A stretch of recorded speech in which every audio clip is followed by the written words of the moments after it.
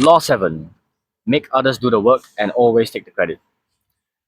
When I say this, I want you to put down the candy bars.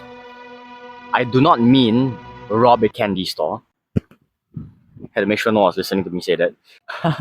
I do not mean to rob a candy store. This law, it was very difficult to understand. I won't even lie. When I first saw not even read the law, I just saw the title of the law. I'm like, okay, you know what? Let's just not judge a book by its cover. Let's just, let's just hear it out. Let's just hear it out. And after reading this law, my entire perspective remained the same. It didn't change at all. I was like, okay, so you still, it's really what it says. It literally means steal other people's work. When I decided to start this series, and I looked through all the laws that I've already read, for up to Law 22, I realized, okay, Law 7, make others do the work and always take the credit. How on earth am I supposed to explain that to somebody without getting cancelled? And it was yesterday morning at 4:30 a.m. I was sat down in my little corner of the room, which hurts my back. 4:30 a.m. had the 48 Laws of Power opened to Law 7 and decided to give it a little read again. As I read through the book, and I saw this little quote at the corner of the side of the book. No one ever reads. Okay, I don't really read the stuff at the side of the book, but I happened to see one at the side of the book. A quote by Thomas Edison. What the quote says doesn't really matter, but I saw the lifespan. I saw like next to his name, there was a lifespan. 1847 to 1931. I was thinking, oh, that's actually a pretty short time. Well, if you're like me and you read a lot of random ass books, or and you see like the lifespan, oh, the dinosaurs lived 65 million years ago, suddenly seeing 1847 to 1931 is a really, really short time. But when I went ahead to do the math, I realized that he lived to be 84 years old. Oh, so that's actually quite long. That's like the average human lifespan, isn't it? And when it's 4:30 a.m. in the morning, when you're scripting a YouTube video, your mind wanders a lot. You probably don't relate to that, but when it's 4:30 a.m. in the morning, I'm scripting the video, my mind wandered a lot. And I was taken back to this time when I was decided to cycle to school one day. I live in the east side of Singapore. My school is on the west side of Singapore. So yeah, that was one hell of a cycle. Don't know why I decided to do that. But I went past this cemetery. So there was this bridge. And I went over the bridge and there was a cemetery below. It's next to MacRitchie Reservoir. You know that cemetery? I don't know the name of the cemetery, but it's next to MacRitchie Reservoir for those Singaporeans. As I looked down, I was thinking there was like a good 50 visible gravestones. Had my thoughts going. So I was in my room thinking about this. So there's that many people that probably live the same lifespan or similar lifespan to that of not Benjamin Franklin, to this guy Thomas Edison. But yet somehow Thomas Edison seems to have achieved way more than those people down there. The sheer fact that I know him, I know his name, and I do not know any of the names of the people in the cemetery. I do not mean any disrespect. Please don't come and haunt me. I'm just doing this for purely educational purposes. Please do not haunt me. What separates these successful people from the non-successful people? What separates those who made a name for themselves and those who do not have a name for themselves? I was scratching my head there for like half an hour trying to figure it out. And I've written it down here somewhere. Could it be like purely environmental? Could it be intelligence, let's say? Maybe, but then again, quite a lot of intelligent people, right? But they're not like super successful. They're not super popular. They're not, all the materialistic stuff. They don't have that. So could it just be genetics? Like maybe some guys who can do sports really well. Maybe, but if we can't change that, why bother counting that as a factor, right? So get rid of that. We all have our limited strengths and we have so many weaknesses as humans. So how is it that some people can still achieve such greatness? After digging a little bit longer, I found out that was sheerly because they take the strengths from other people to use it to fill in the void that their weaknesses create. I actually said that on a previous draft of recording this video, and I messed up my words and did not sound cool at all. I'm glad that worked out here. Life is too short to not steal. There's so many things in this world that we can learn and master, but we cannot learn and master every single thing in this world. Sure, there's a few people with multiple, what's the word? like an array of skills that they can pull from, and they're really, really good at them. Very, very few people. But the average person has maybe one strength and 100 weaknesses. And usually we just pride ourselves upon that strength. Like, let's say it could be a guy who can do calisthenics really well, and then he just prides himself based on the amount of handstands that he can hold his handstand for really long, but his grades suck. Or maybe it's some dude that who is a master at gardening. He knows every single plant species. He knows which one can heal people, like to cure cough or some shit like that. But he does not know how to sell those stuff, so he's not a good marketer. There, everybody has their strengths and their weaknesses. So with all their weaknesses and that little strength, it's impossible. It's almost impossible to do anything on your own. Let's say you want to start a business.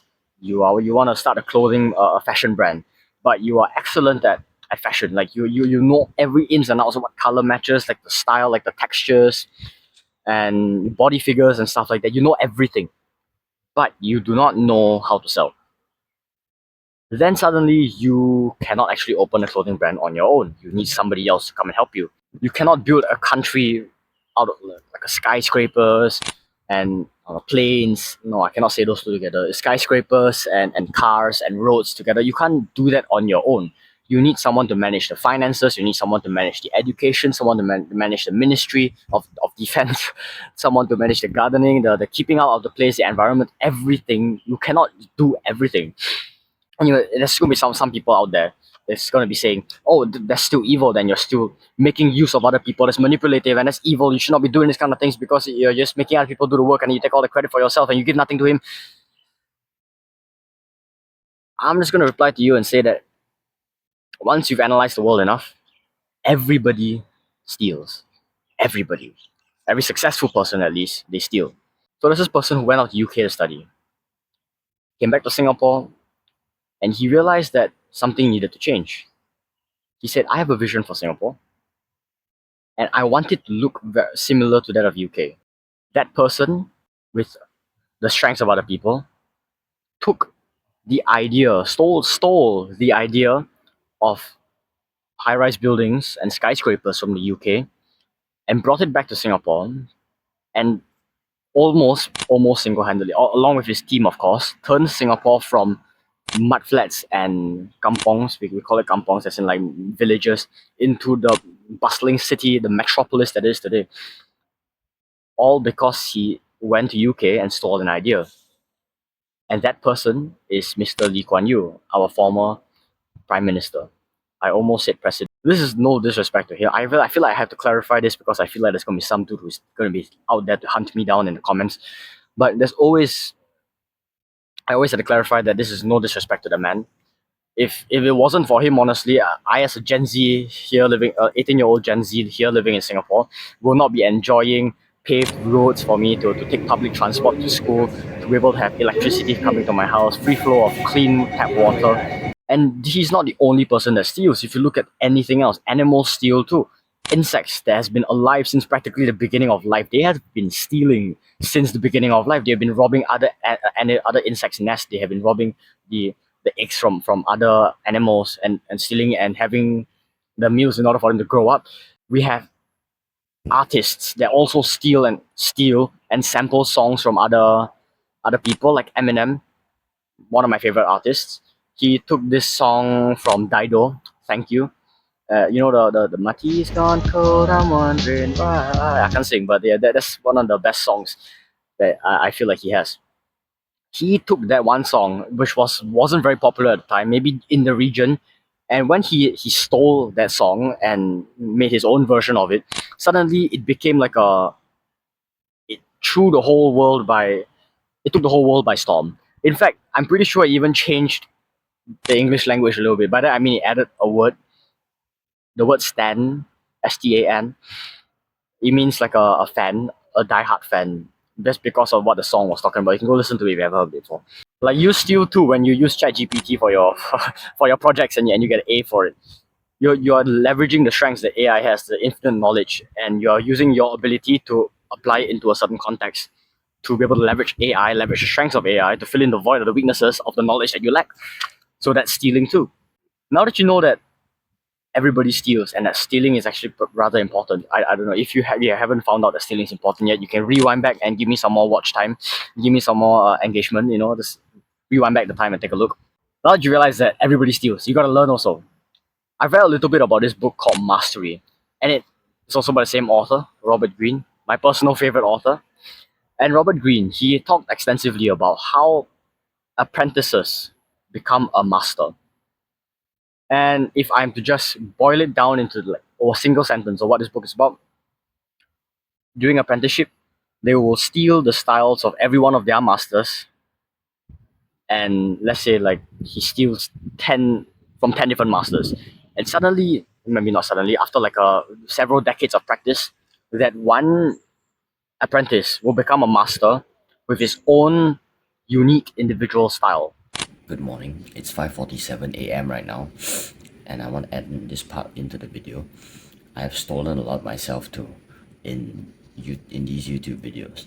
For example, the thumbnail or the editing software, the editing styles, the way people speak, the way people dress. That I need to wear a cap all the time so that I'd be recognized with the cap all the time. We need caps, you know what I'm saying? After a certain amount of time, this stuff that I've stolen, it becomes part of my brand, it becomes part of my identity. It's what you recognize me with after a while. You must learn from 10 different masters in order for you to generate your own uniqueness. You add your own special touch to it. And so at that point, it's no longer stealing anymore, it's getting inspiration. I'm not even gonna lie, bro. I was actually using Steel for the thumbnail and the title because it kind of just gets more click-through rates, and I think you get there also. A better word would have been inspiration, but nobody gives a shit about inspiration. Everybody wants to know, oh, Steel, okay, manipulation, darkness, okay, that kind of stuff. A little secret that I gave you there. Like, I'm pretty sure, I'm not too sure about this, but if you look at Cristiano Ronaldo, I'm definitely certain that his coaches, he had several coaches in the past before, where he had taken very specific skills of kicking in don't know what direction, which part of your feet you should use to kick in order for maximum power from this master, and then you must learn from this angle. You got to train in this certain way in order to get your stamina up the best. Who knows? I didn't research this guy, but you can probably see where I'm coming from, right? You have to learn. Let's say you're in primary school, you were in basketball, you learn a few things from this coach, and when you get to secondary school, you learn a few things from that coach, and now you're in polytechnic, you're learning a few more things from this coach, and you piece everything together. You steal bits of information and bits of knowledge from other people, and you bring it into your own, and suddenly it has your own unique touch. I'm pretty sure this is also really prominent in the art niche, that every single piece of art has been done before. The styles have been copied over and over and over again, and layered and layered and layered. But within that chaos of, I'm trying to make it sound cool, within that chaos of everything merged together, from stolen bits of information, stolen bits of tactics, over time that will begin to wrap around and create this unique individual sphere of mastery. I hope that made sense. I think if you're still watching to this point, it probably made sense to you. Let me give myself a little credit first. My name is Kneecaps, and I am creating this series called Series 48, where I explain each and every one of the 48 laws of power in today's day and age, in the context of today's day and age. Now, I feel like this book is a really important book, and everybody should has to have the knowledge of this book. But one problem with this book, it is super difficult to read. If you're like the average person, the amount of English vocabulary in there is truly brilliant. But the underlying principles in this book is so valuable. I feel like everybody should know it. So yeah, if you want to support this journey, just click the subscribe, smash the subscribe button and like button, and yeah, join the tribe. Let me continue. The reversal. Learn to give credit sometimes. People, they like to be acknowledged. You know the Maslow's hierarchy, the Maslow's triangle. Oh shit, it's gonna rain, bro. Okay, but the Maslow's triangle, they have essentially, that just means the level of self-actualization a person needs. Everybody needs to be seen and felt like their presence is appreciated. And sometimes I know it may go against this law, but sometimes it's absolutely perfect to give credit. You know Eminem, my favorite artist, one of my favorite artists. He always, no matter what, no matter how successful he is, he always credits Dr. Dre for saving his life back then. He was eternally grateful and he always gives credit to Dr. Dre. I found out that if you want to give credit, there must be this one thing that you cannot disobey, and that's Law 5, the most important law. As long you can give credit as long as it does not taint your reputation. So don't be a dumbass, and if your friend helped you cheat in an exam and you get full marks for it, don't be like, yeah, it's all thanks to this guy. No, don't be a dumbass, bro. As long as it doesn't taint your reputation, you can give them credit. It's gonna rain, I gotta get out of here, and yeah, today's a really busy week. Yeah, also, I got a new cut. I like this new cut, but it doesn't match with my hat. Look at that shit, bro. But it actually looks pretty good if not if I take out my hat like that. But, yeah, it looks pretty good actually. Looks pretty good actually. Ah, it's actually a beautiful day, but it's about to rain. Can you see that? Dark, dark clouds. Anyways, I gotta go now. So yeah, cheers, bro.